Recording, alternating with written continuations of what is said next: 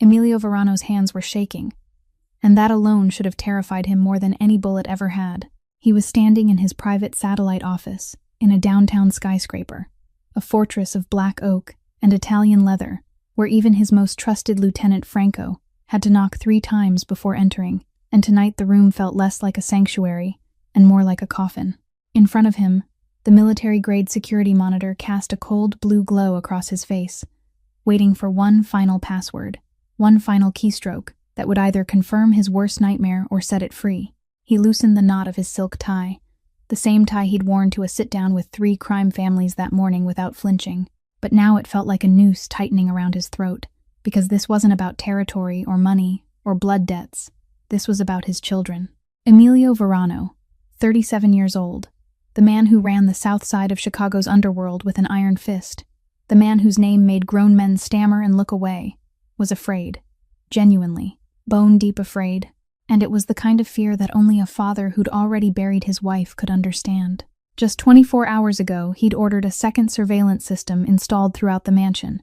Cameras the size of a pinhead hidden inside smoke detectors, behind abstract paintings, even inside the glass eyes of his daughter's teddy bear, all because his fiancée, Regina Ashford, a stunning blonde from one of Chicago's most powerful old money families, had come to him crying the night before, rolling up her silk sleeve to reveal an ugly bruise on her pale arm, whispering that the nanny, that quiet young woman named Julieta Marin, who'd been caring for the twins for 3 months, had attacked her in the kitchen and shoved her against the marble counter.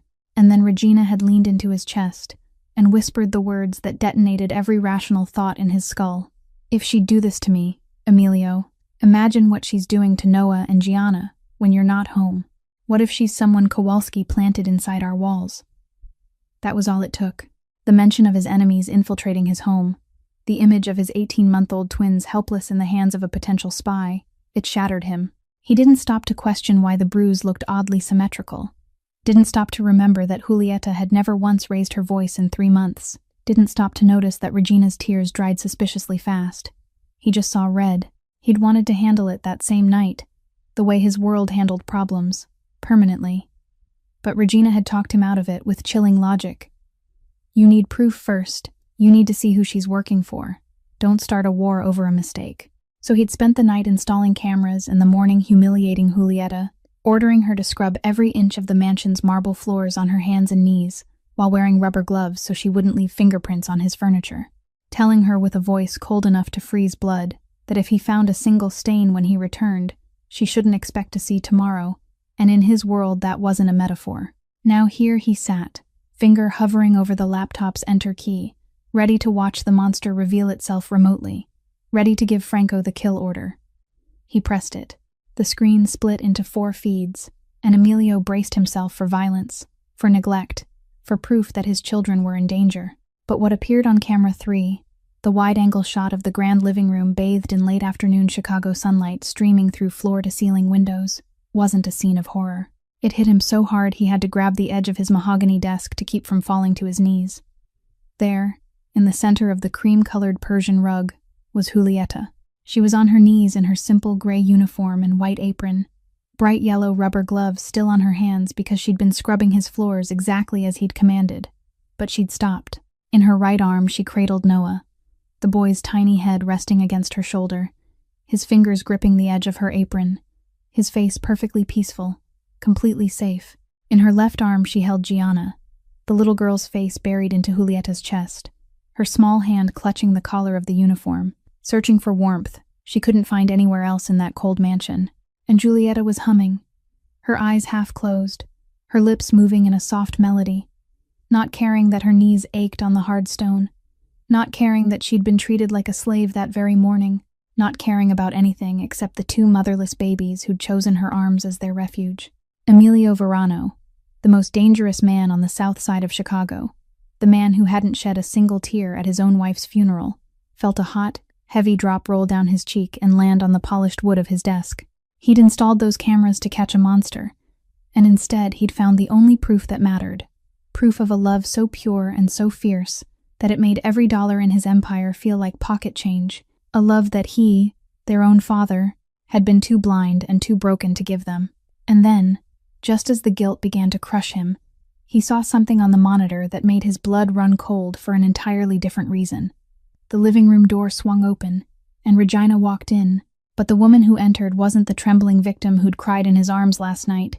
She moved like a predator, and the truth, the real truth, was about to explode across that screen in a way that would change Emilio Verano's life forever. If this story's already got your heart pounding, do me a favor and smash that like button so more people can hear it. Share it with someone who needs a good story tonight, and if you haven't already, hit subscribe so you don't miss what happens next. Now, let's go back to that living room, because what Regina did when she thought no one was watching is something Emilio will never, ever forget. Regina didn't walk into the living room. She slid in like a snake through grass. And Emilio, eyes glued to the monitor from his private downtown office miles away, immediately sensed the difference between the woman on the camera and the woman who'd cried in his arms last night. The cream Valentino dress clung to her like a suit of fashionable armor. The red-soled Louboutins clicked against the marble with a cold, decisive rhythm. The rhythm of someone who believed she owned everything under this roof, including the people inside it.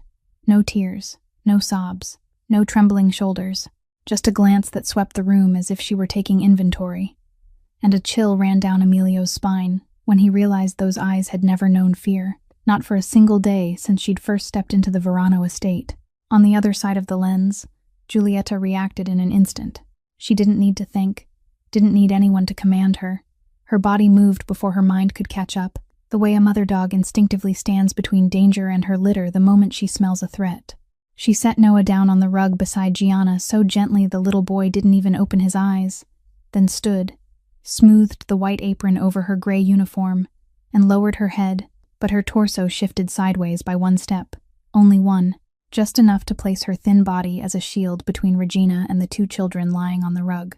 Emilio noticed it, and his heart clenched, because she'd done it without thinking. Not because she was paid, not because she feared being fired, but because the instinct to protect was carved into every muscle, the way breathing was. "Good afternoon, Miss Ashford," Giulietta said, her voice soft, with a slight tremble at the end. Regina didn't bother to answer. She stopped in the center of the living room, ran one perfect manicured finger along the armchair, checking for dust, then lifted that finger to eye level and examined it as if she were studying a specimen under a microscope.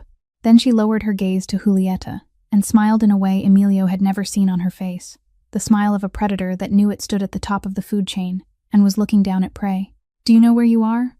Regina said, her tone light as if she were asking about the weather, but every word carried a blade. "This is the Verano estate, not the South Side slums where you grew up. So when I say clean, it means I don't want to see a single speck of dust. Or is that tiny head of yours too small to hold a simple instruction?" "Yes, ma'am," Giulietta answered, her eyes still fixed on the floor.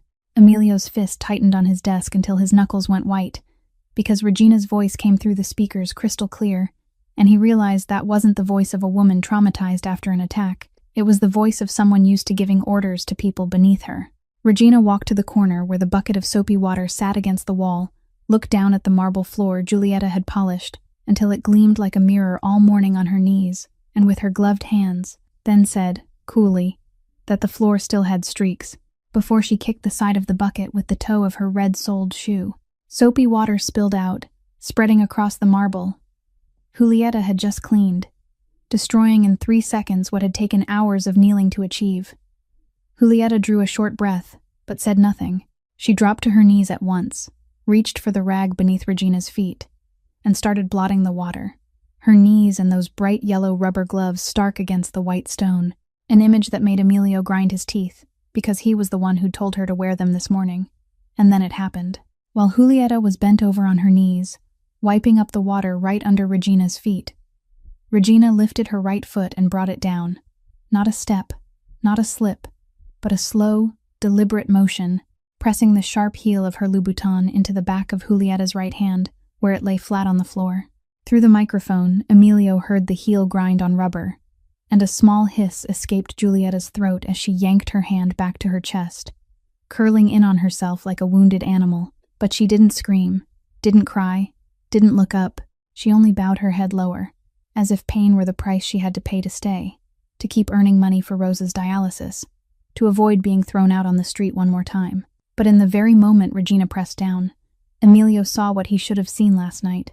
To keep her balance while standing on one foot and shifting her weight into that heel, Regina flung her right arm outward, the very arm she'd claimed Julieta had grabbed and shoved into a marble tabletop until it bruised so badly she couldn't move it. That arm now lifted high to shoulder level with the flawless flexibility of a ballet dancer. Not a single flinch, not a single grimace, not the faintest sign of pain existing beneath the silk. Emilio shoved his chair back and shot to his feet, both hands braced on the desk, staring at the screen as the image of Regina's arm moving freely, as if it had never been injured, looped over and over in his mind. The lie didn't collapse slowly. It exploded like bulletproof glass punched through by a shot, and behind it was the raw, sickening truth that the woman he'd shared a bed with for months had just stomped on the hand of the girl he'd nearly ordered killed last night, and that her whole victim act was nothing but a spell cast in a power war, one that he, a notorious Mafia boss, had fallen for like a fool. Julieta was still kneeling on the floor, clutching the stomped hand to her chest, head bowed low, breathing shallow and fast, when little Noah woke up. He'd drifted off on the Persian rug the moment Julieta set him down, but the sharp click of heels and Regina's icy voice had yanked him out of sleep, and now he was sitting up, rubbing his eyes with two tiny fists, looking around the room with that groggy stare that was already searching for what every 18-month-old looks for the second they wake. A familiar face, a smile, a hand reaching out. Noah's eyes moved to Julieta, curled on the ground, then slid to Regina standing tall in the middle of the room. And with the simple, absolute logic of a child who didn't yet know how to sort good from evil, he crawled toward the nearest adult. Emilio saw his son on the screen, crawling toward Regina, and every muscle in his body locked tight. He wanted to tear through the monitor, wanted to roar, "No, stop, come back." But all he could do was stand there, gripping the edge of his desk so hard the mahogany creaked under his hands. Noah reached Regina's feet, plopped down beside the red-soled Louboutins, then picked up the little plastic toy car he'd been holding in his sleep and lifted it high, chin tipped up, grinning wide with a mouth that didn't yet have enough teeth, full of the innocent faith that any grown-up would be happy to see his car. He babbled a sound that came out like ka, meaning car, and he waited. He waited for a smile, waited for the adult hand to reach down and take the toy, waited for the wow Julieta always said whenever he showed her anything at all. But what he got wasn't a smile.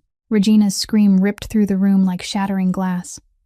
"Don't touch me, you filthy thing." And before Emilio could even draw another breath, Regina's hand shoved hard into Noah's shoulder, with all the force of an angry adult crashing into the body of an 18-month-old child who weighed not even 12 kilograms. Noah toppled backward, his back slamming into the marble floor, the toy car flying from his hand and skittering across the room. And the cry that burst from his mouth wasn't the cry of hunger or tiredness, it was the cry of pure terror, the cry of a small creature that couldn't understand why he was hurting when all he'd wanted was to share something joyful. Gianna, lying only a few steps away on the rug, heard her brother cry and reacted with twin instinct, her mouth opening, her face flushing red, and then she screamed too, her wail joining Noah's until the two cries became a painful chorus that filled the living room. Emilio shouted in the study, his fist slamming down on the desk so hard the whiskey glass jumped and spilled across the keyboard. But on the screen, dozens of kilometers away, his son was still on that cold floor he couldn't reach. But someone could. Julieta changed in less than a heartbeat. The girl who'd been kneeling all morning without daring to lift her head, the girl who'd been stomped on without making a sound, the girl who'd swallowed every insult because she needed every dollar to keep her grandmother alive, that girl vanished. What rose from the marble wasn't a nanny anymore. It was something primal with no name in any language except instinct. And it moved faster than any bodyguard Emilio had ever hired. Julieta was at Noah in 2 steps, dropping to her knees beside him, both hands in bright yellow rubber gloves flying over his head, his neck, his back, checking bone, checking scalp, checking everything her half-finished nursing training had drilled into her, her mouth whispering over and over, "Jules is here, you're okay. Jules is here," until she was sure nothing was broken, nothing was bleeding, nothing existed except fear. Then she stood, lifted Noah into her right arm, and he immediately buried his face into her neck like he was diving into a shelter. Her left arm reached back toward Gianna, crying on the rug, shielding her, forming a wall of flesh and bone between 2 children and the woman who'd just shoved a baby to the floor. Emilio saw Julieta's eyes on the screen and his breath caught. They weren't the downcast eyes he'd grown used to over 3 months. They were looking straight at Regina, burning, not a single drop of fear left in them. And in that moment, Emilio realized he was witnessing the most raw, original courage he'd ever seen in his life, braver than any gunman in his organization, because those men had guns, and this girl had nothing but bare hands wrapped in yellow rubber. "You can call me filthy," Giulietta said, and her voice didn't shake. "You can stomp on my hand. You can make me lick this floor if you want. But if you touch the children one more time, I swear to God I won't stand still." Regina's eyes widened in shock, because in 3 months, she'd never heard Giulietta speak more than 2 sentences in a row, and she'd never heard her speak like this, like someone with nothing left to lose. "You dare," Regina snapped, stepping forward, lifting her right hand high, palm open, ready to slap. But Giulietta didn't close her eyes, didn't turn away, didn't flinch. She raised her left hand, the one in that bright yellow glove, up to face level, ready to catch the slap and block it. And she said in a low voice, each word clear, "Do it. But you should know this. For these 2 children, I'm willing to hit back. I've got nothing to lose. You do." Regina's hand hung in the air, trembling, and Emilio saw on the camera what he'd seen hundreds of times in the underworld. The moment a bully realizes the prey isn't afraid anymore, and like every bully from a street thug to a queen in a living room, Regina stepped back. Her hand dropped, but her face twisted into a mask of pure hatred, and she leaned toward Giulietta, lowering her voice into a hiss the microphone caught, syllable by syllable. "You're finished. When Emilio gets back, I'll tell him you shoved the boy. I'll say you hit him. You won't walk out of this house on your own 2 feet. You'll walk out in a body bag, because you know how this house handles problems." Giulietta didn't say another word. She only held Noah tighter, placed a hand on Gianna's head as the little girl crawled to her feet, and stood there in the living room flooded with Chicago afternoon light, like a statue of defiance, 2 children clinging to her like a lifeline, knowing full well that Regina's threat in this house wasn't empty. Regina turned her back on Giulietta, as if the nanny no longer existed. And what happened next on the screen made Emilio realize the woman he'd planned to marry wasn't just a liar. She was an architect of destruction, someone capable of designing both a crime scene and a victim from nothing. Regina walked to the large decorative mirror hanging in the hallway that connected the living room to the main foyer, and what she did in front of that glass made Emilio feel sick with how cold and meticulous it was. First, she lifted both hands to her head and started tearing apart her perfect blonde hair, pulling strands out of place, raking and twisting until it looked like someone had grabbed her hair and yanked hard in a fight. Then she tilted her head, studied the result in the mirror with the evaluating gaze of a director checking a take, and adjusted a few strands so it would look more natural. Next, she pinched hard at the soft flesh above her left arm, right where she'd shown Emilio an old bruise last night, pinching with thumb and forefinger with enough force to turn the skin red, then purple, twisting it, holding it for a few seconds before letting go, checking the result, then pinching again in another spot to make it more convincing. Not flinching, completely calm, as if self-inflicted injury were a skill she'd practiced into mastery. Emilio remembered the bruise from last night, and now he understood why it had looked unnaturally symmetrical, because it hadn't come from being grabbed or shoved. It had been made by her own hands in front of a mirror with the precision of a makeup artist. Then Regina gently tore at the neckline seam of her Valentino dress, just enough to look like it had been tugged in a struggle, but not enough to ruin the structure, and Emilio realized with disgust that even while staging a fake scene, she was still lucid enough to protect the designer piece. That blend of cruelty and vanity made him understand her heart wasn't stone, it was hollow.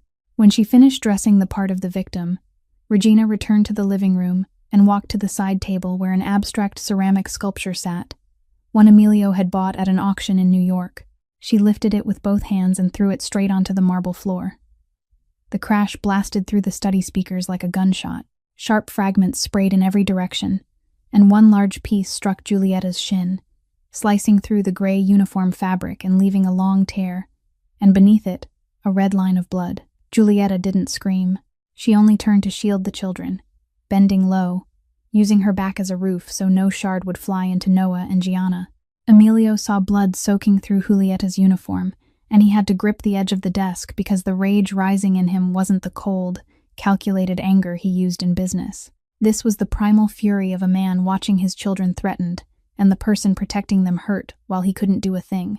Then Regina pulled her phone from the dress pocket, and Emilio watched the most terrifying performance he'd ever seen in his life, more terrifying than the times real enemies had stared into his eyes and sworn they were innocent right before a sentence was read. Regina dialed 911, lifted the phone to her ear, and in less than a second her voice transformed completely from ice-cold to trembling panic. "Please help me. Please send someone now. I'm at the Verano estate, 472 Lakeshore. The nanny attacked me. She has a weapon. I think it's a sharp ceramic shard. She's threatening the children. I don't know what she'll do next. Please hurry." Her voice broke exactly where it needed to break. Her breathing hitched exactly where it needed to hitch. Tears welled at the precise moment they were supposed to, a performance that, if Emilio hadn't had the camera, he would have believed down to every syllable.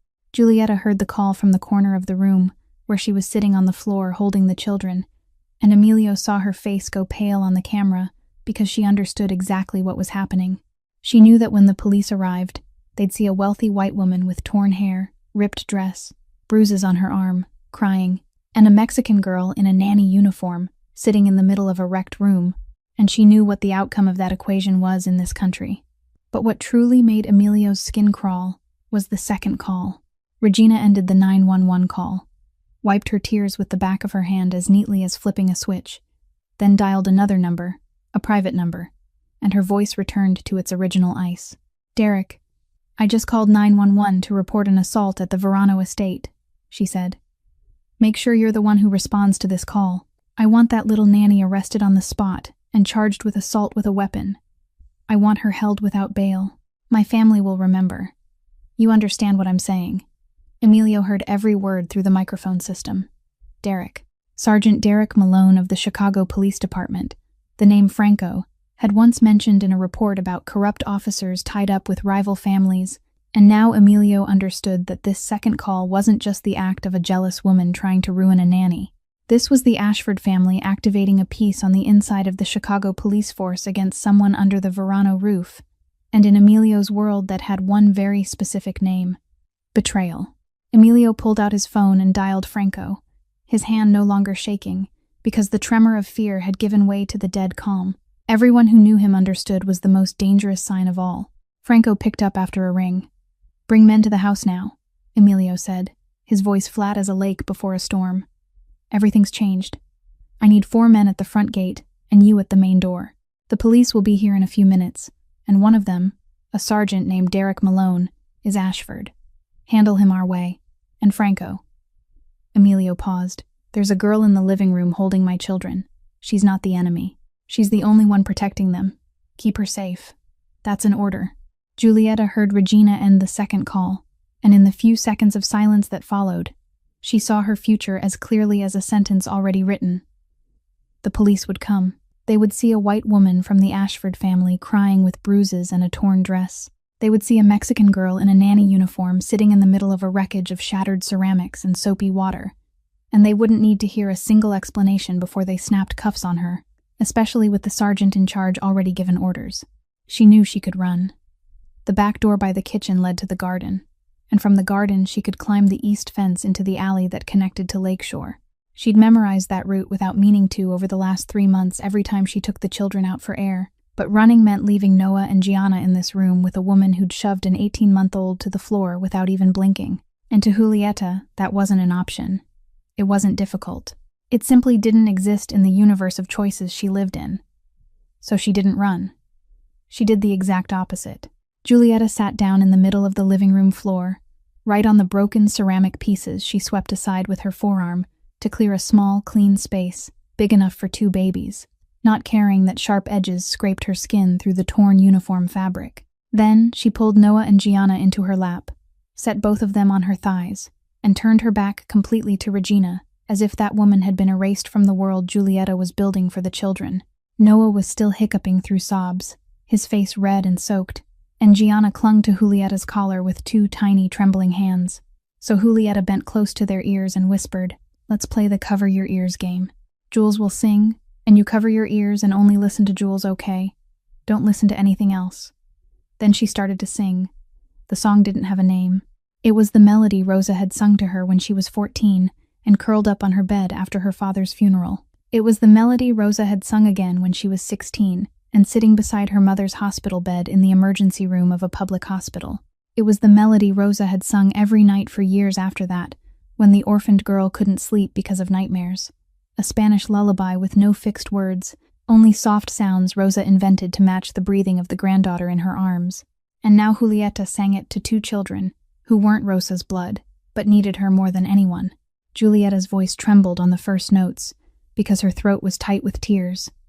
But by the second line it steadied, gentle, warm, low, and even like a cradle song drifting in from somewhere far away and very old. And Noah stopped hiccuping, his wet eyes slowly closing, his fingers still clutching her apron but his body already going soft. And Gianna loosened her grip on Julieta's collar and curled into her chest like a kitten, finding the only warm place in a cold house.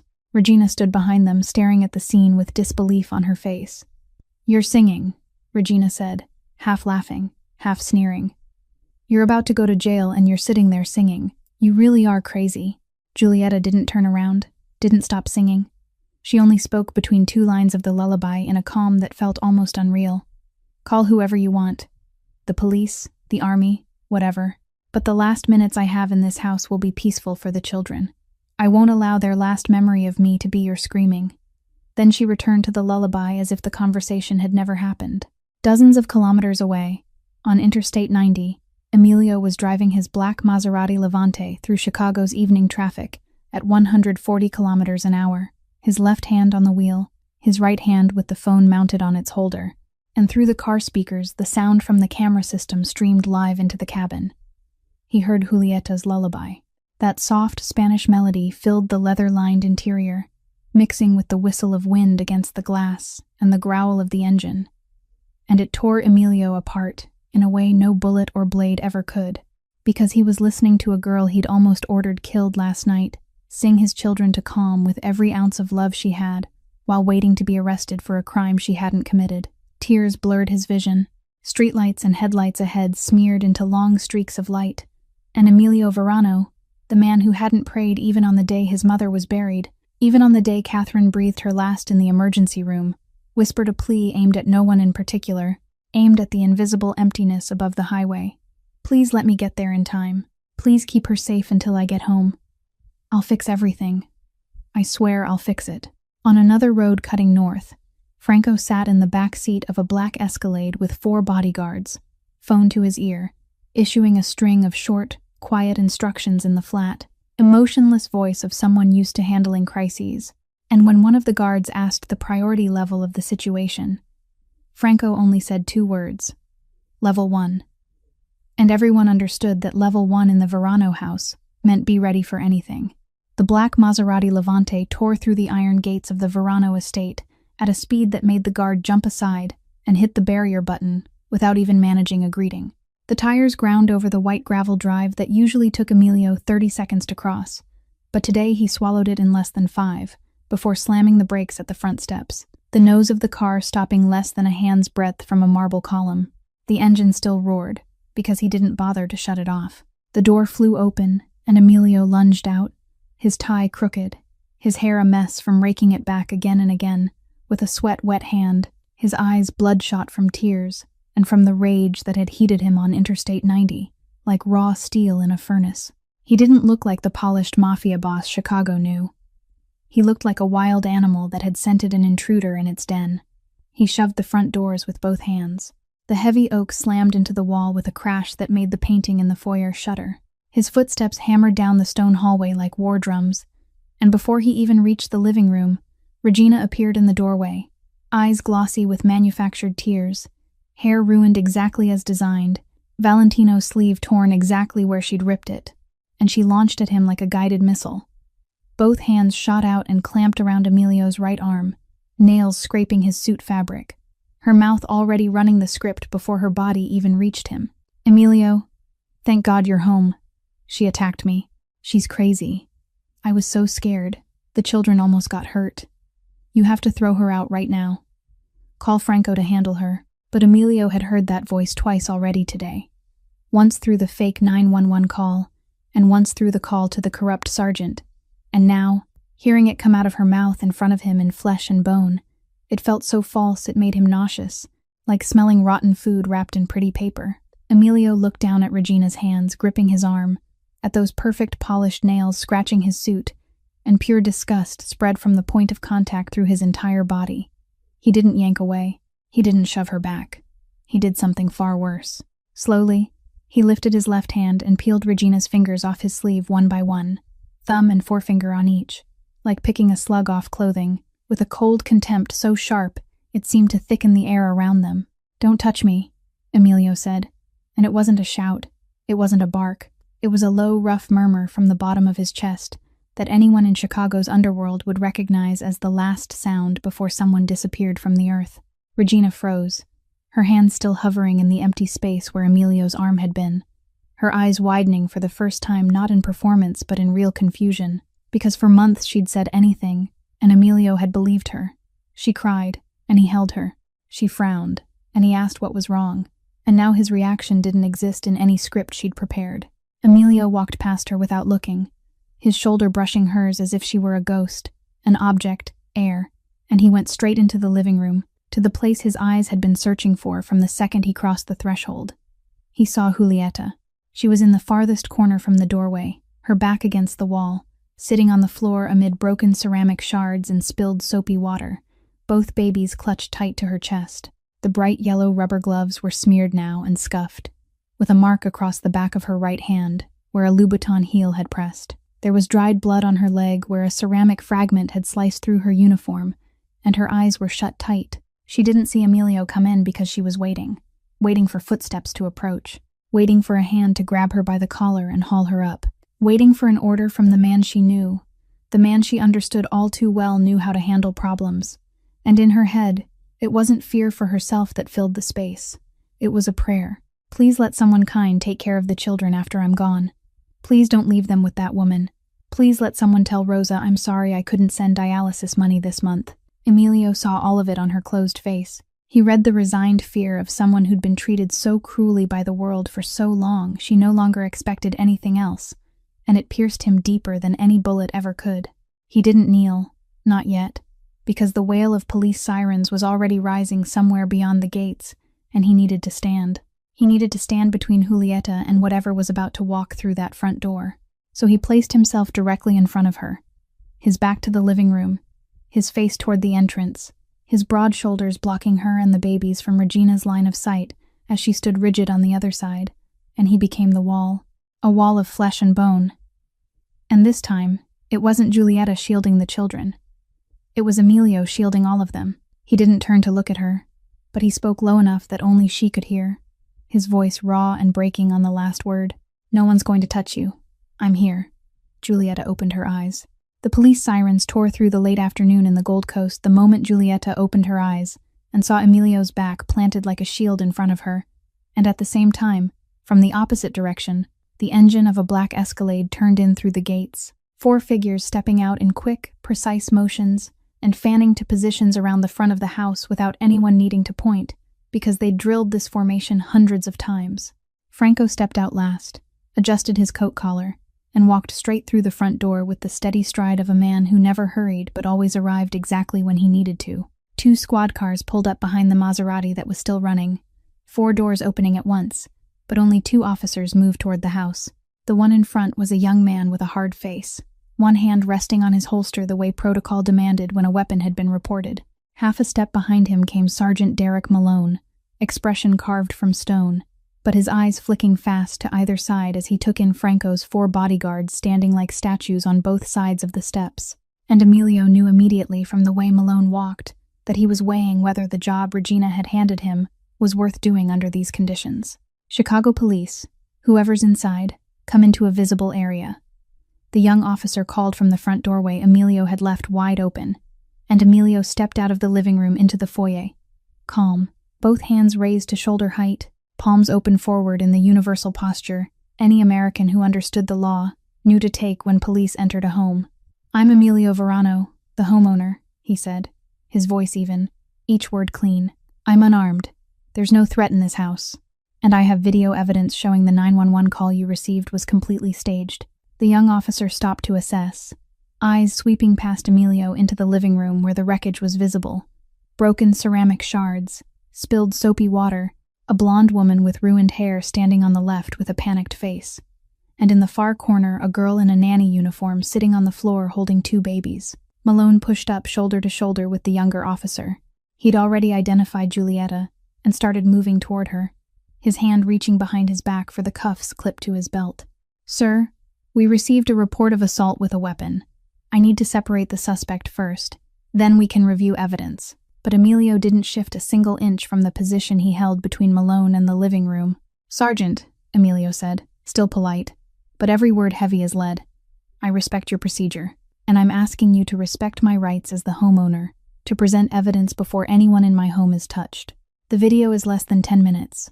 You can watch it right now on the screen in the living room.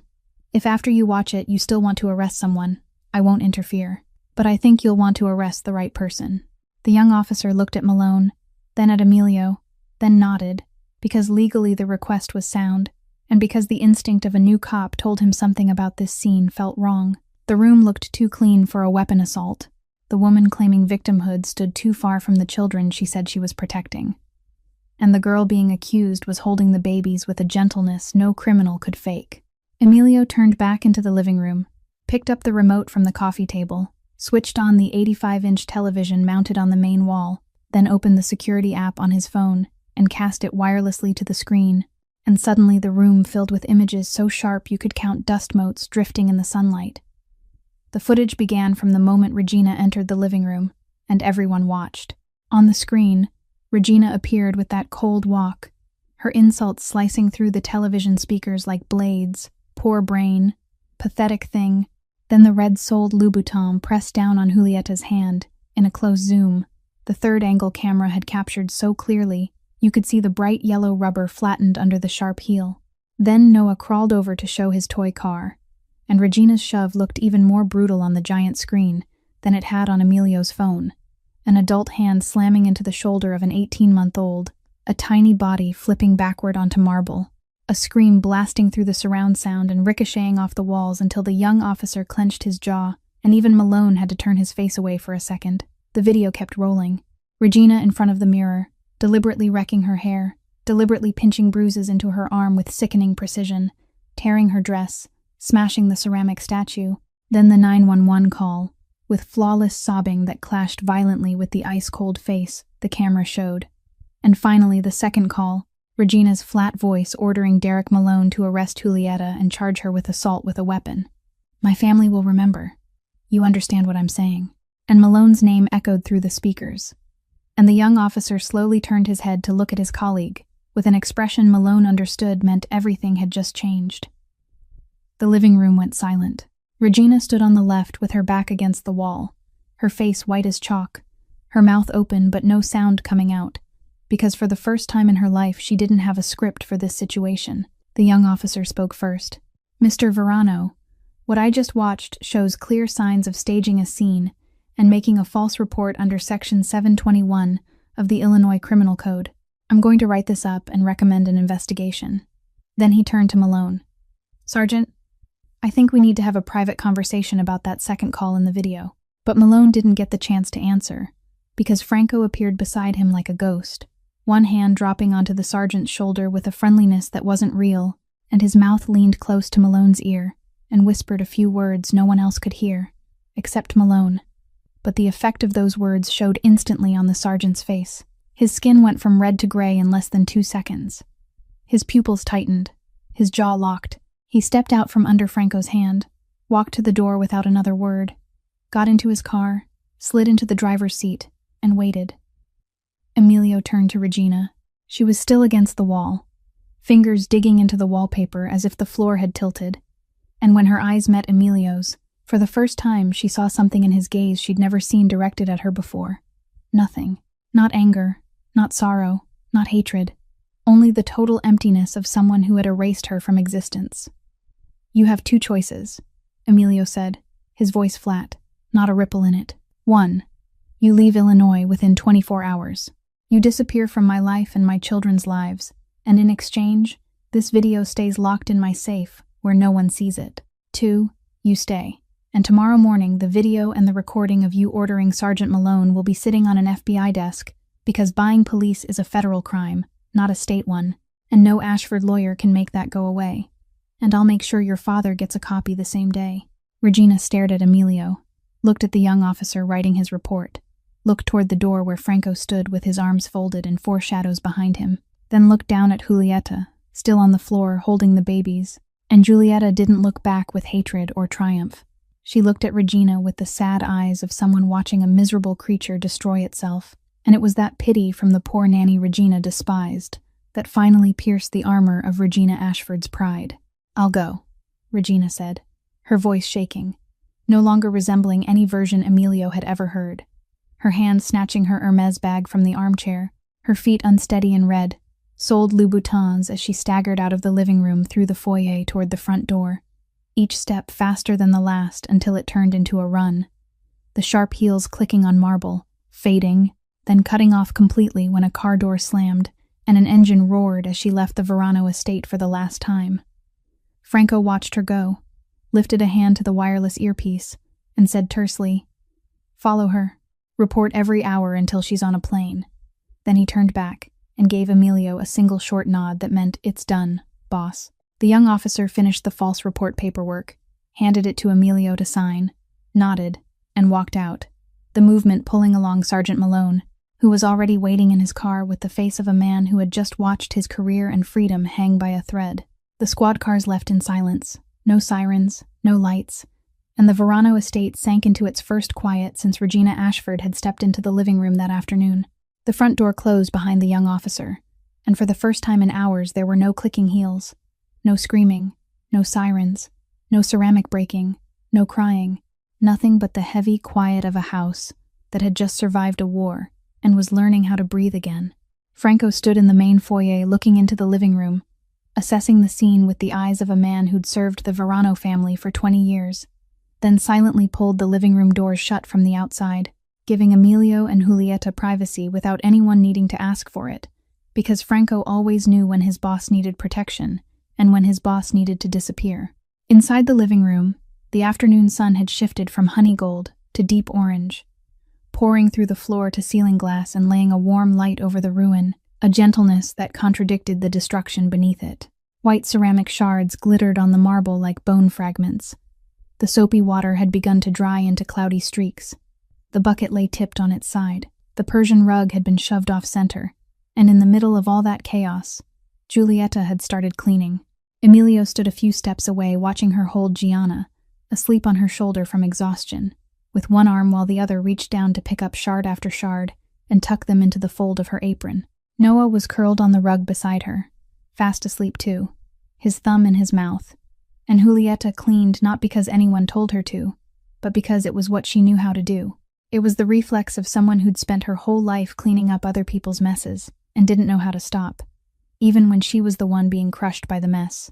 "I'm sorry for the mess, Mr. Verano," Julieta stammered without looking up, her voice raw from crying and singing. "I'll clean everything right away. I'm sorry about the statue. I know it was expensive. I'll pay it back out of my wages if you let me do it in installments. And the floor, I'll mop it again. I just need to set Gianna down and then I'll—" Her stammer cut off because Emilio moved. He didn't step. He dropped. His right knee hit the floor first, then his left, right into the soapy water and the sharp ceramic pieces. The dark gray suit pants soaked through instantly. A shard sliced the fabric, and maybe the skin underneath, but Emilio didn't flinch. He knelt until he was level with Julieta's eyes, and for the first time in 3 months since the day she'd entered this house, they looked at each other without the distance of someone standing above and someone kneeling below, only 2 people on the same plane, both wet, both dirty, both carrying injuries caused by someone else. Julieta recoiled when she saw him kneel. Her first instinct was to retreat, because in her experience, when power moved closer from a low posture, it was often to strike from an angle she couldn't dodge. But Emilio didn't raise his hand. He offered it, palm up, and waited.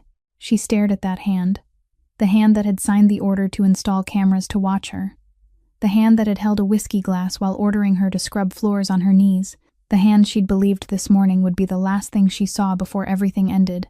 And now it was open in front of her, not clenched, not threatening, only waiting. Julieta placed her left hand in his, still inside the dirty yellow rubber glove, and Emilio closed his fingers gently around it, careful, like holding a butterfly.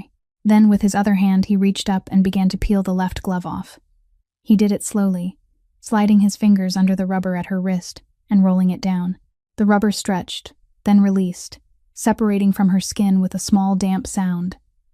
And beneath it, Giulietta's bare hand appeared, red, the skin dry and cracked from being soaked in soap and chemicals all morning. Her fingertips were slightly swollen. Her nails were trimmed short and clean, but the cuticles were peeling from dehydration. Emilio set the left yellow glove on the floor between them, then took her right hand and did the same, easing the second glove off. And when the rubber slid from the back of her right hand, he saw the deep red imprint where Regina's Louboutin heel had pressed. Unbroken skin but bruising already blooming, and his hand paused for a beat, his thumb instinctively brushing the mark as if tenderness could erase it. Then he set the second glove beside the first on the floor, the two yellow gloves lying between them like shed snakeskin, and his gaze moved from her hand to her wrist, to her forearm, and stopped. A scar. A long line running from the middle of her left forearm up toward her elbow. The skin pulled slightly off its natural line, paler than the surrounding flesh, the trace of an old wound that had healed but never disappeared. Emilio stared at it, and his jaw tightened. "Who did this?" he asked, his voice low and dangerous in a way Giulietta hadn't heard before. Not anger aimed at her, but the voice of someone searching for a name to add to a list. "It's old Mr. Verano," Giulietta said, trying to pull her hand back, but Emilio didn't let go, not gripping hard, only holding her firmly enough to make her understand he was asking for a real answer, and he needed it. "My previous employer," she admitted at last, eyes dropping to the floor. "My family has worked for powerful families like yours for generations. The lady of the house threw a glass at me because she said I stole her silver bracelet, but I didn't take it. Later, they found it under the sofa cushion, but I'd already been fired, and the cut had already turned into a scar. It doesn't hurt anymore. It's really fine." Emilio looked at the scar, at her cracked hands, at the bruise on the back of her right hand, at the dried blood on her shin where the ceramic had sliced through her uniform. Then he looked up at her face, exhausted, eyes swollen and red from crying, yet still beautiful in the way truth is always beautiful. No lipstick, no silk, no costume required, and he felt every wound on her body like an indictment of every person who'd ever held power over her and abused it, including him. "From today," Emilio said, and his voice fractured in the middle like cracked glass, "everything that's ever hurt you matters to me. All of it. Even the things you say don't hurt anymore. Even the things you've had to endure so long you forgot you never deserved them." Giulietta lifted her head and looked at him, really looked, for the first time meeting his eyes without lowering hers, and there was the confusion of someone hearing an entirely new language. Emilio didn't release her hand. He held it a little tighter, just enough for her to feel warmth press through the rough skin, and he went on. "I'm sorry, Giulietta. I'm sorry I made you scrub the floor on your knees this morning like you weren't human. I'm sorry I looked at you through poisoned eyes and saw an enemy where there was only someone who saved my children. I'm sorry I nearly let you be destroyed by a lie that I should have seen through from the first second if I hadn't been blind. And more than anything, I'm sorry I was one of the people who hurt you. I'm no different from that woman who threw a glass at you. I just used words instead of glass. But the cut is the same." Giulietta couldn't speak. Tears slid silently down her cheeks and dropped onto his hand where he was holding hers, and Emilio bowed his head, rested his forehead against the back of her cracked bare hand, closed his eyes, and stayed there. The forehead of a Mafia boss pressed to the hand of a nanny, an image no one in Chicago's underworld would ever believe if they saw it. And yet it was more real than anything Emilio had done in years. Gianna stirred against Giulietta's shoulder, making a small sound in her sleep, and Noah turned on the rug seeking warmth, and between two sleeping children, among shards and drying soap, between two yellow rubber gloves, lying on the floor like relics from an old life that had just ended, two people knelt facing each other in silence. And for the first time since Catherine died, this house felt something that resembled peace. 2 weeks after the night, the yellow gloves lay on the floor among the shards. The Verano estate had changed. Giulietta had her own room beside the children's room. There was no more gray uniform, no more white apron. Rosa had been transferred to Northwestern Memorial for dialysis 3 times a week, under Dr. Calloway's supervision, paid for by Emilio, and every time Giulietta tried to bring up repaying him, Emilio only looked at her and changed the subject. But the new piece was still raw skin, and tonight a summer storm off Lake Michigan ripped it open. Thunder shook the foundation. Lightning turned the bedrooms into a haunted photo studio, and at 3 o'clock in the morning, a sharp, strangled cry sliced through the wind and down the hallway, snapping Emilio awake from a dream where he was standing in a hospital corridor listening to Catherine's heart monitor flatten into a straight line. He ran barefoot to the nursery and froze in the doorway. Gianna lay in her crib, face burning red, sweat soaked, her little body arching up and slamming down, and the sound coming from her mouth wasn't normal crying. It was a harsh, barking cough threaded with a metallic wheeze every time she tried to breathe in. Her airway was closing. Emilio lifted Gianna into his arms, the heat of her fever transferring into his hands like touching a stove, the baby girl trembling as she fought for each swallow of air, and he stood in the middle of the room holding his child while his feet wouldn't move because memory hit him like a wave. Catherine had breathed like this before she stopped breathing. He had stood helpless like this then too, and the fear of losing one more person paralyzed the Mafia boss who'd once controlled hundreds of men. Acute laryngitis. Giulietta's voice cut through his panic from the doorway, calm and clear. She'd woken at the crying, hair loose, barefoot, but her eyes fully alert. She stepped closer, pressed the back of her hand to Gianna's forehead, then tilted her head and listened to the barking cough, with the focused concentration of half-finished nursing training she'd never been allowed to turn into a diploma. The pressure change from the storm triggered it, she said. Her larynx is swollen, so she's struggling to breathe. We need steam right now. Take her into the main bathroom. Turn the hot water all the way on. Close the door tight. Hurry, Emilio. For the first time since his father died, Emilio took an order from someone and obeyed without a second of hesitation. He carried Gianna into the white marble bathroom, cranked both hot taps all the way, sealed the glass door, and the room became a steam chamber in less than a minute. Giulietta sat on the closed toilet lid, took Gianna, positioned her forward on her lap to open her airway, one hand supporting her back, the other rubbing her chest in slow circles, breathing slowly and exaggeratedly so the baby could match the rhythm. The hot steam slipped into the inflamed airway, loosening the lining, and after a few minutes the barking softened, the wheeze eased. Gianna still had a fever, but she was breathing deeper, her eyes drifting shut from exhaustion. Emilio slid down onto the wet floor with his back against the wall, sweat, steam, water, and tears mixing on his face, watching Giulietta keep his daughter alive through the danger and feeling useless and grateful at the same time. Then, Giulietta began to hum, not the Spanish lullaby she'd sung that afternoon, but a different melody.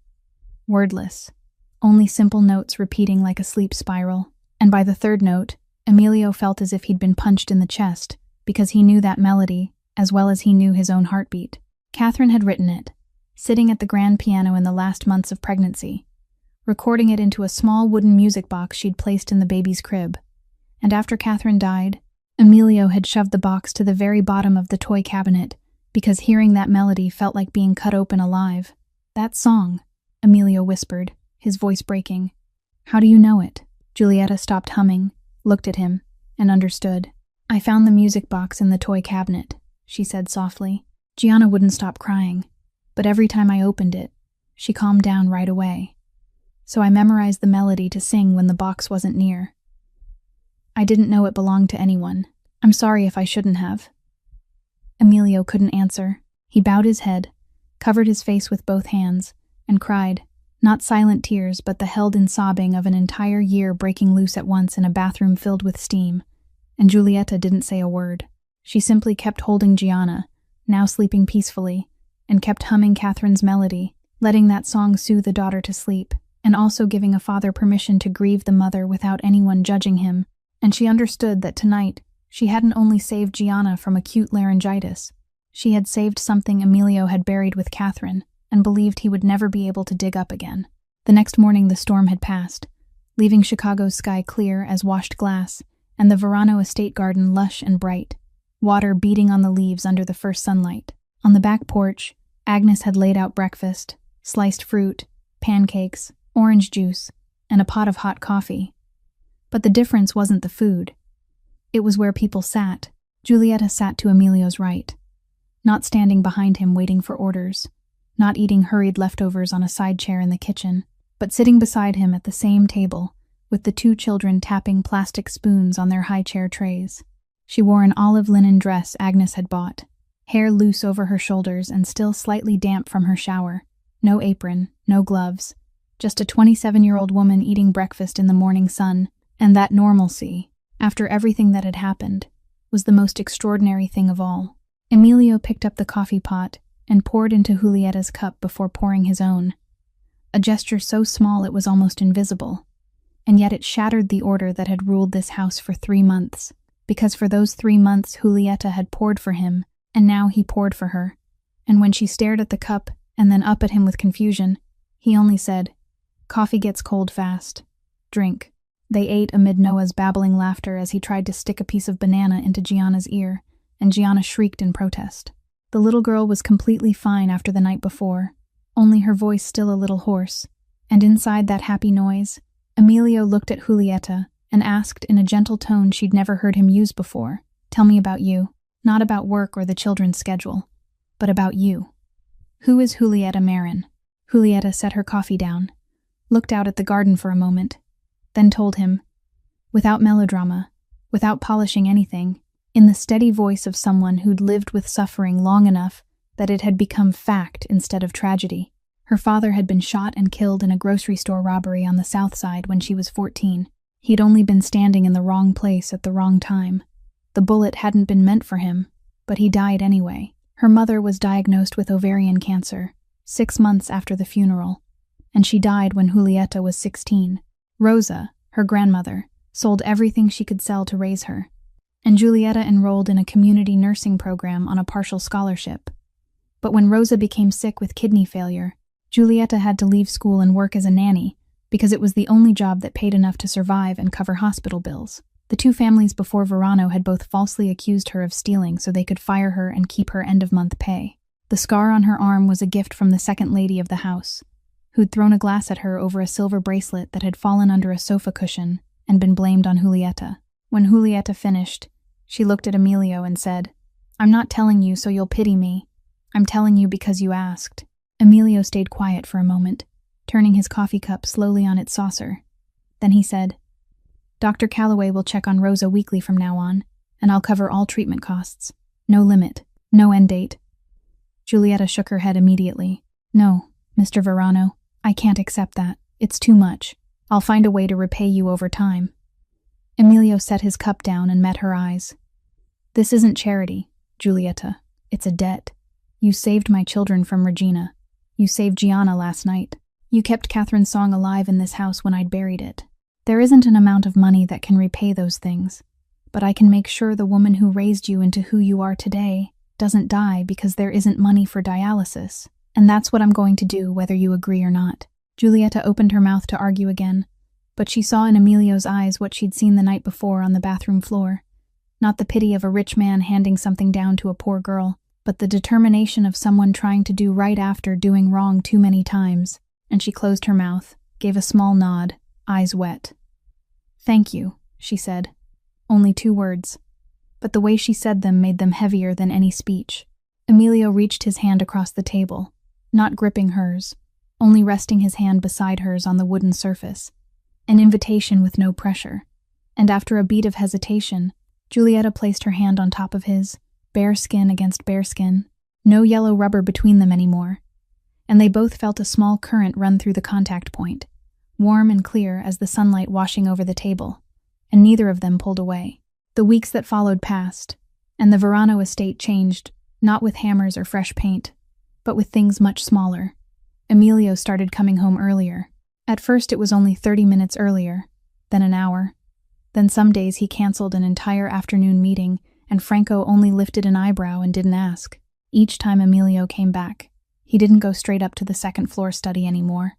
He went straight to the living room, where Julieta was on the rug playing with the children. The first time Emilio sat down on the floor beside his son, he sat stiff as a plank, not knowing where to put his hands or his legs, and Noah looked at him like a stranger, then turned and crawled toward Julieta, and Emilio felt like he'd just been rejected by his own child in the cruelest way on earth.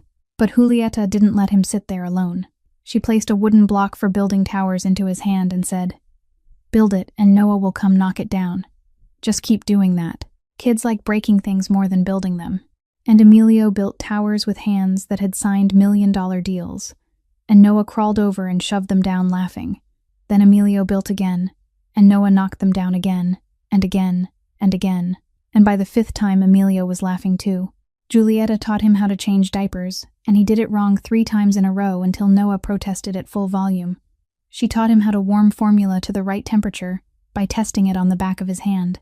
She taught him bedtime stories by changing his voice for each character, and he tried to voice a dragon, and it came out sounding like Franco. So Giulietta burst into laughter and had to cover her mouth so she wouldn't wake Gianna, who had just fallen asleep. He discovered that he laughed at home more than anywhere else, more than in boardrooms, more than in clubs, more than in any room he'd walked into since Catherine died.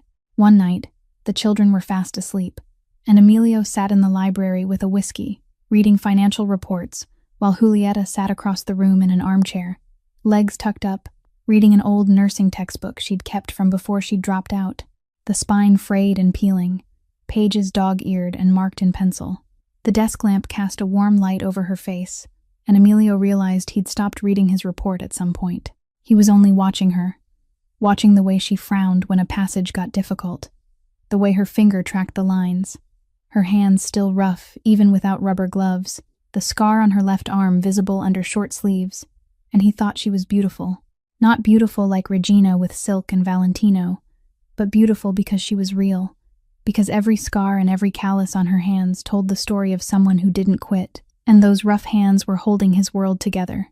"Giulietta," he said. She looked up from the book at him through cheap reading glasses bought at a drugstore. "I want to take you to dinner," he said. Not dinner at the kitchen table with the kids, but out. A dinner for 2 adults, as a man who wants to know a woman, not as an employer and a nanny. Giulietta took off her glasses and stared at him for a long time, and he saw the battle in her eyes between what she wanted and what she believed she was allowed to want. "Emilio," she said, and the fact that she used his name instead of Mr. Verano made his heart skip. "Your world and my world are very far apart. I'm a nanny from the South Side and you're—" She hesitated, searching for a polite way to describe what he was without naming it. "You're you. That distance doesn't disappear because of one dinner." Emilio set his whiskey down, leaned forward, met her gaze, and said, "You stood in front of a woman who wanted to destroy your life, and you didn't take one step back. You raised a hand in a yellow rubber glove to block a slap because my children needed you. You sat in the middle of broken shards and sang a lullaby when you knew you were about to be arrested. What distance on this earth could stop me after what I've seen you do?" Giulietta opened her mouth, but before she could speak, Noah's sleepy voice drifted from the nursery down the hall, a babbling little call from inside a dream. "Mama." Only one word, tiny and half asleep, but it fell into the library's silence like a stone dropping into still water. Giulietta sprang up on instinct, then froze mid-motion, staring at Emilio with panic because she'd always feared this moment, feared he would be angry that his son had called her by the most sacred name that should have belonged only to Catherine. But Emilio smiled, warm and sad at the same time, then nodded toward the hallway and said, "Go. Your boy's calling his mom." The dinner Emilio had promised never happened, because 3 days after that night in the library, Franco knocked on the study door 3 times and walked in with a face Emilio had learned to read over 20 years, a face Franco had only brought to him 3 times before, and each time someone had died or was about to die. "We have a problem," Franco said, setting a burner phone on the desk beside Emilio's silver-plated gun. "My network up north intercepted an encrypted call between Kowalski's people and a number in New York. That number belongs to Regina Ashford." Emilio looked at the phone, then at Franco, and Franco continued in a flat, emotionless voice, but each sentence landed heavier than the last. "Regina contacted the Kowalski family from New York and gave them the layout of the Verano estate security system she'd memorized while living here. Camera placements, the old gate codes, the guards' patrol schedule, and most importantly, the weekly routine where Giulietta took the twins to see Dr. Calloway every Wednesday morning, the fixed route, an unarmored vehicle, only a driver. Kowalski planned to stop the car on the empty stretch between the estate and the clinic, kidnap Noah and Gianna, and use the children as leverage to force Emilio to concede in the Northern Territory negotiations the 2 sides had been deadlocked on for months. The planned date was Wednesday next week. Emilio rose slowly from his chair, both hands braced on the desk, and the silence that spread from him was the silence Franco knew better than anyone, the pause before a kill order. "Find her," Emilio said, his voice flat as a blade. "I want to handle it permanently." Franco nodded. But before he could turn to leave, the study door opened, and Giulietta stood in the doorway, holding the baby monitor she carried everywhere in the house. Her face drained white, and Emilio understood she'd heard everything through the monitor, because his study sat right beside the nursery, and radio signals sometimes crossed. Giulietta looked at Emilio, looked at Franco, looked at the silver-plated gun on the desk, then looked back at Emilio. "You can't," she said, her voice trembling but her eyes steady. Emilio's jaw clenched. "You don't understand. She wants to kidnap my children. She sold information about this house to my enemies. In my world that ends one way." "I do understand," Giulietta said as she stepped inside. "And I'm terrified, more than you think, because I'm the one sitting in that car every Wednesday with the children. But if you kill her, you'll become the very thing you're trying to protect your children from. Do you want Noah and Gianna to grow up knowing their father kills people to solve problems? Do you want them to inherit that?" The room went quiet. Franco stood motionless, watching Giulietta with an expression that said if anyone else had spoken to Emilio Verano like that, Franco would have intervened. But he didn't move, because he remembered warning Emilio about Regina and being ignored, and this girl was saying what he didn't have the right to say. Emilio looked at Giulietta, then at the framed photo on the desk where Noah and Gianna were grinning in a picture Agnes had taken last week. Then he closed his eyes, drew in a long breath, and when he opened them, the killing intent had softened. Not gone, but contained, and for the first time, he chose a different road.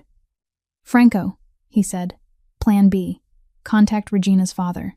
Send him the video and the recording of her bribery call to Sergeant Malone, along with proof she sold internal security information to Kowalski. Tell him there are two options. 1. The Ashford family cuts Regina off completely and removes her from the United States permanently. 2. All evidence goes to the FBI the next morning and the Ashford name ends up in the papers next to words like accomplice and bribing federal officials. He has 24 hours. Franco nodded, and this time something like a smile flickered at the corner of his mouth before disappearing. "And Kowalski," Emilio continued, "neutralize the kidnapping plan before Wednesday. I don't care how, but not one hair on the children's heads gets touched. Change the entire security system. New passwords. New routes. An armored vehicle for every trip Giulietta takes with the children." From now on, Franco left the room, and 3 days later everything was done. The Ashford family chose option 1. Regina was cut off from every account and put on a plane to London with a suitcase, and not a dollar to her name. Kowalski's kidnapping plot was dismantled before it could begin, in a way Franco didn't report in detail, and Emilio didn't ask. That night the estate was locked down. Guards doubled their patrols. The new camera system blinked green in every corner, and Giulietta sat in the nursery in the rocking chair beside the crib, watching Noah and Gianna sleep, refusing to leave even after Agnes told her 3 times to rest. Emilio found her there at midnight after he'd gone through the entire security system with Franco. He stood in the doorway and watched her sitting in the darkness, with only a star-shaped nightlight casting patterns on the ceiling. Then he walked in without a word, pulled a small chair beside her rocker, and sat down. They didn't talk. They didn't need to. Emilio's shoulder touched Giulietta's shoulder, warmth traveling through thin fabric, and in the nursery darkness with the steady breathing of Noah and Gianna as the background rhythm, 2 people sat side by side guarding the most precious thing they both had, and it was the first truly intimate moment between them. Not hand-holding, not a kiss, only shoulder to shoulder in the dark, and the understanding that from now on, they stood on the same side. The digital calendar on the black oak desk showed the date, exactly 1 year since the afternoon when 2 yellow rubber gloves and a security camera system changed the Verano family's fate forever. Emilio sat in the same leather chair, in the same second-floor room where his hand had once trembled as he hit enter. But the man sitting there today was not the man from a year ago. The dark circles of sleepless nights were gone, replaced by the fine lines around his eyes that only show up on people who laugh often. His shoulders were no longer military rigid. They had softened, and on the desk beside the laptop, there was no half-finished whiskey at 3 a.m, only a framed photo Agnes had taken of 4 smiling faces in the backyard last fall. On the laptop screen, the cursor hovered over a folder named security.s file. Inside was everything. Regina's videos, the recording of her bribe call to Sergeant Malone, proof she'd sold information to Kowalski, all the weapons Emilio had held for a year like a shield in case Regina ever came back. But Regina never came back. She was somewhere in Europe living off whatever money remained in her wallet, and the pity of old acquaintances. The Ashford family had cut ties with Verano, but Emilio didn't care, because what he'd lost from the Ashfords wasn't a millionth of what he'd found in the south side of Chicago. Not needed anymore, Emilio murmured to the screen, then dragged the folder into the trash and hit permanent delete. A green progress bar filled, then vanished, and the last trace of Regina Ashford in this house dissolved into digital nothingness. Emilio closed the laptop, grabbed his coat, and left the office, greeting his secretary with a smile she wouldn't have believed was real a year ago, then drove home through Chicago streets, scattered with autumn leaves, yellow and orange across the sidewalks. When he opened the estate doors, the first thing that hit him wasn't sterile silence and the chemical smell of floor cleaner like it had been a year ago. It was warm cinnamon apple pie spilling from the kitchen, mixed with soft jazz and children's laughter coming from the living room. Emilio walked to the living room doorway and stopped under the frame, the way he'd stopped there in dreams many times, just to look without being seen for a moment.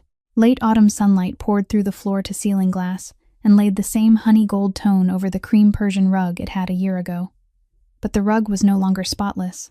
It was scattered with toys, wooden blocks, a wooden train, teddy bears, a happy mess Emilio wouldn't trade for anything.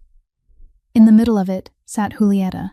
She was on the floor, legs stretched out in comfort, wearing a loose emerald green maxi dress that draped over her 7-month belly, black hair spilling over her shoulders and catching the light, and on her left ring finger, a platinum engagement ring with a blue sapphire surrounded by tiny diamonds, threw little flecks of sunlight onto the ceiling. The ring Emilio had designed himself because he wanted it to carry the same quiet elegance as the woman wearing it, not the hollow show he'd once mistaken for sophistication. Noah and Gianna, now nearly 3, 2 little tornadoes in t-shirts and shorts, ran circles around her trying to build a wooden tower, knocking it down, laughing, repeating, the game Julieta had taught Emilio months ago, and now the children played with each other without needing anyone to guide them. From the kitchen, the cinnamon apple scent grew richer, and Rosa's soft Spanish singing drifted out. She'd been healthy under her treatment plan at Northwestern Memorial, and now lived with the family in the ground floor room Agnes had arranged, becoming an unofficial grandmother who spoiled the children with sweets and fairy tales in 2 languages. Emilio stepped into the light. "Papa!" Noah shouted first, and then Gianna, "Papa! Papa!" And both of them flew toward him like 2 little bullets wrapped in laughter. Emilio dropped to his knees, opened his arms, took the impact of 2 small bodies, held them tight, kissed Noah's head, then Gianna's, breathing in the scent of baby shampoo mixed with cinnamon apple, and thinking this is what peace smells like. Then he stood and went to Julieta, offering both hands to help her up because 7 months pregnant made standing from the floor a workout.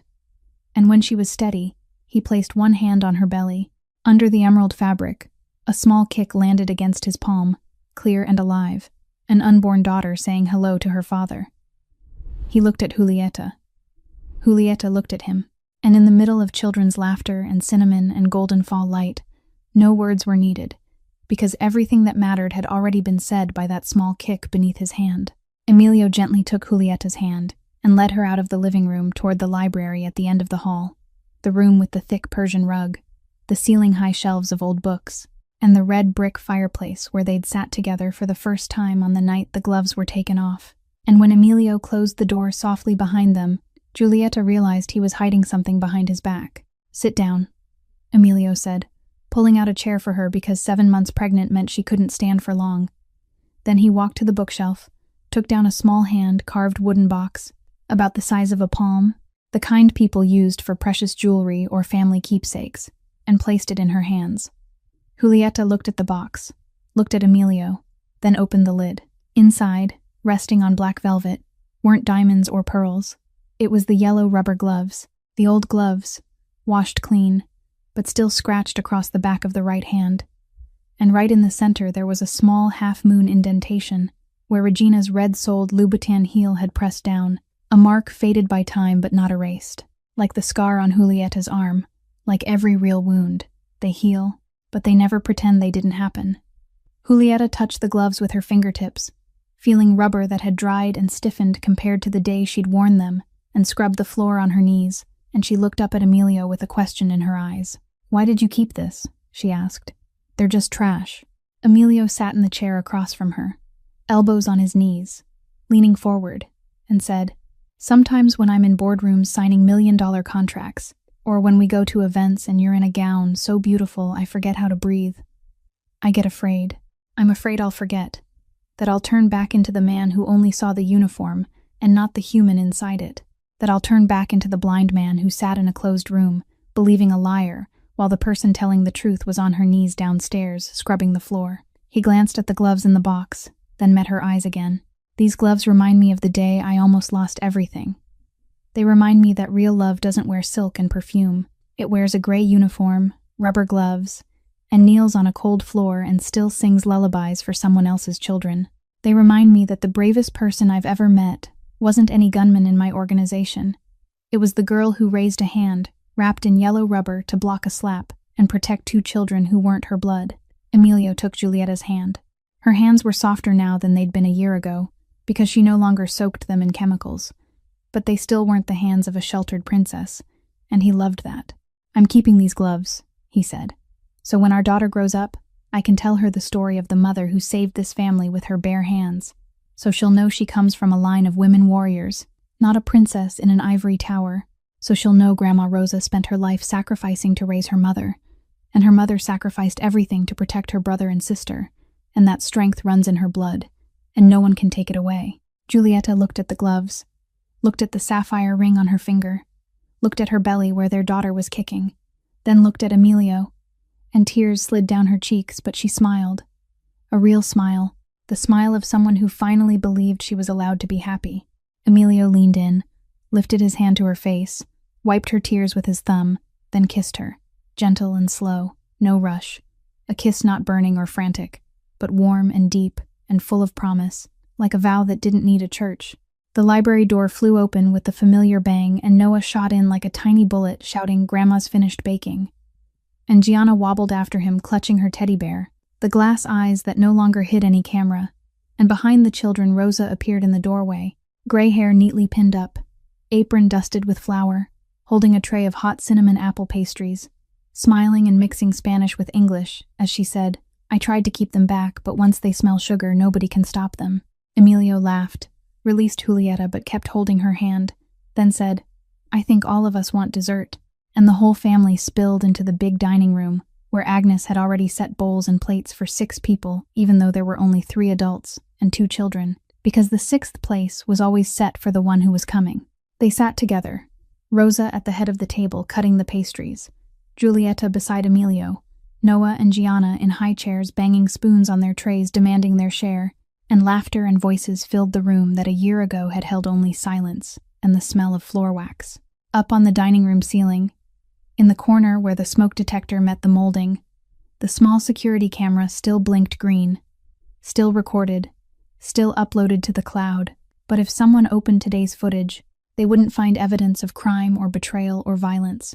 They'd find a family eating cinnamon apple pastries in warm yellow light, a grandmother smiling, 2 children with cinnamon sugar smeared across their faces, a man looking at the woman beside him with the eyes of someone who'd walked through darkness and found his way home, and a pregnant woman smiling with hands no longer wrapped in rubber gloves but still carrying the calluses of someone who'd worked her whole life, hands that were now holding the hand of the man who a year ago had ordered her to scrub floors on her knees.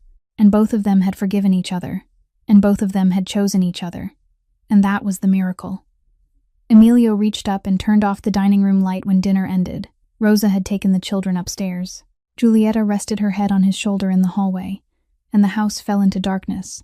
But it wasn't dark, because the light in the Verano estate no longer depended on lamps or sunlight. It came from inside, from laughter, from lullabies, from the scent of cinnamon, from the kick of an unborn daughter. And that light, born from truth and forged in forgiveness, would never go out.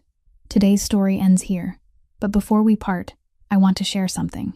Emilio and Giulietta's story reminds us that sometimes the most important person in our lives isn't the one wearing the nicest clothes, speaking the prettiest words, or coming from the fanciest place, but the one who stays when everything collapses, the one who lifts a hand to shield our children when we aren't there, the one who sings lullabies among broken pieces when she knows she's about to lose everything. And sometimes the bravest thing isn't holding a weapon, it's putting the weapon down, not taking revenge, but forgiving, not clinging to power, but kneeling before someone who deserves it. I want to ask you, What part of this story touched your heart? Have you ever met someone like Julieta in your life? Someone who sacrifices quietly and never demands credit? Share your story in the comments below, because I read every comment, and I truly want to hear what you feel from deep in your heart. If today's story made you feel something, please hit like to support the channel. Share this video with someone you think needs to hear it today. And if you haven't subscribed, please subscribe and turn on notifications, so you don't miss new stories every day. I wish everyone watching this video good health, a joyful life, and peaceful days beside the people you love. Thank you for being here with me today. Goodbye, and I'll see you in the next video.